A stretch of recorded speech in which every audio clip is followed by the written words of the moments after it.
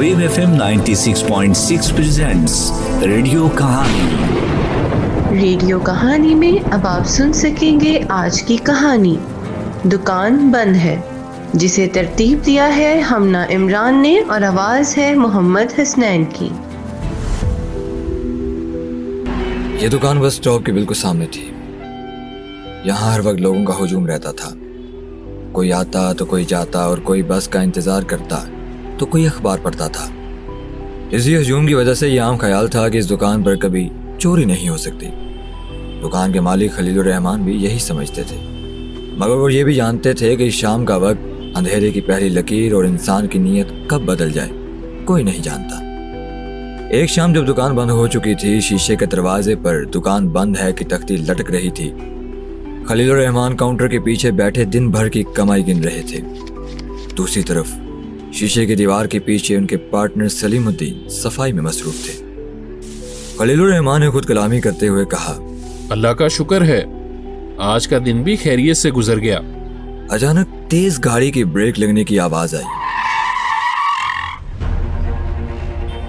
और चंद लम्हों में ही दुकान के दरवाजे पर जोरदार दस्तक होने लगी। खलीलुर रहमान चौंक उठा। उसने शीशे में से देखा गाड़ी का इंजन बंद नहीं किया गया था। वो भी यही सोच रहा था कि फिर दरवाजे पर जोरदार दस्तक होने लगी। वो फौरन उठा, खिड़की में लगी दुकान बंद है की तख्ती को जरा सीधा किया और दरवाजे को खोलने लगा।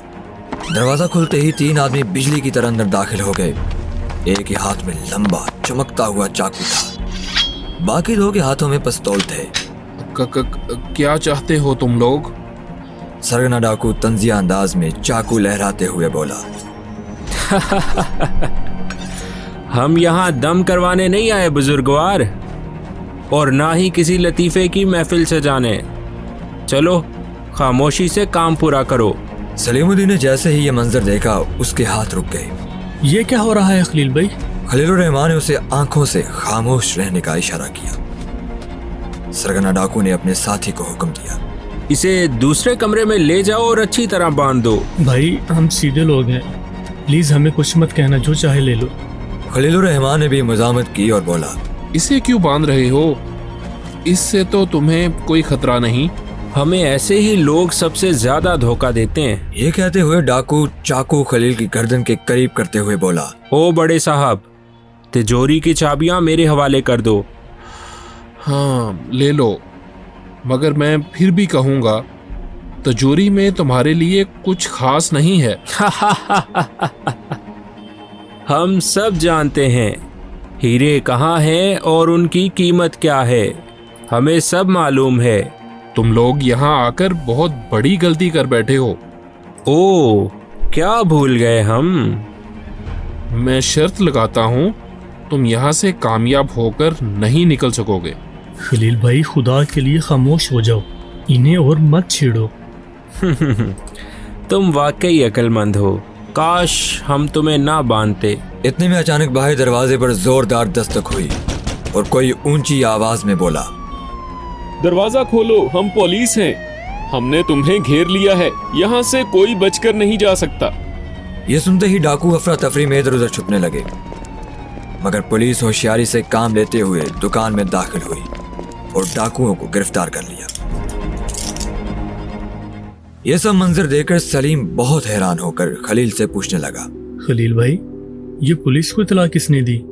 हमारी दुकान में तो कोई सायरन भी नहीं है जिससे पुलिस को बुलाया जाए। खलील ने दरवाजे की तरफ इशारा करते हुए बताया, नहीं भाई, सायरन तो नहीं है, बस एक तख्ती है। तख्ती? कैसी तख्ती? जिस तख्ती पर दुकान बंद है की तहरीर लिखी है, उसी की दूसरी जानब ये जुमला दर्ज है कि दुकान लूटी जा रही है। फौरन पुलिस को फोन करो। मैंने डाकुओं के लिए जब दरवाजा खोला था तो बड़ी होशियारी से तख्ती को दूसरी जानब घुमा दिया था, जिससे हर गुजरने वाला शख्स ये तहरीर पढ़ सके कि दुकान लूटी जा रही है। फौरन पुलिस को फोन करो। अक्सर अकल हथियार से ज्यादा ताकतवर साबित होती है और कभी कभी एक तख्ती पूरी दुकान को बचा लेती है।